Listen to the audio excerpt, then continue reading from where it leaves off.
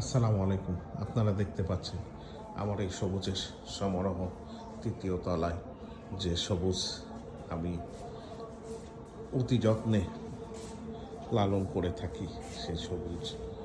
সে সবুজকে দেখতে পাচ্ছেন আমার কিছু কার্যক্রম, যখন এখানে মাটির বস্তা আছে, সারের বস্তা, জৈব সার এবং মাটি, তারপর ডিম গুঁড়া করার জন্য যে জারটি দেখতে পাচ্ছেন ডিম গুঁড়া করা, এবং এখানে বসার কিছু স্পেস আছে। এর মাঝেই আমি কিছু কাজ করে থাকি। দেখতে পাচ্ছেন এখানে হলো নিম পাতার গুঁড়া আছে এবং ডিমের গুঁড়া, এর সাথে মাটির সাথে জৈব সার মিলিয়ে আবার কিছু এখানে দেখতে পাচ্ছেন যেটা মুরগির বীজটা, এটা 6-7 মাস 1 বছর রেখে দিয়েছিলাম, সেগুলো মিলিয়ে আমি সার তৈরি করে থাকি। সেই সার দিয়ে মাটি সহকারে এই গাছগুলি আমি স্থাপন করে থাকি, তৈরি করে থাকি।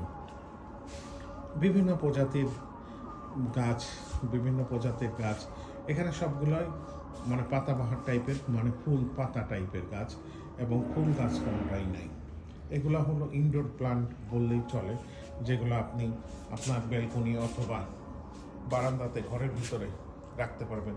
সেই গাছগুলি আমি সাধারণত এবং করে থাকি। সবুজের প্রতি আগ্রহ তৈরি করার লক্ষ্যে আমার এই কার্যক্রম দেখতে পাচ্ছেন আপনারা। এটা আমার ভালো লাগে।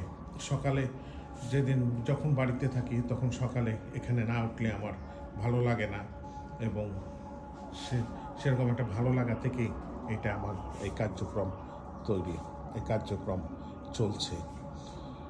ধন্যবাদ। সবাই ভালো থাকবেন, সুস্থ থাকবেন, সেই প্রত্যাশা রাখি।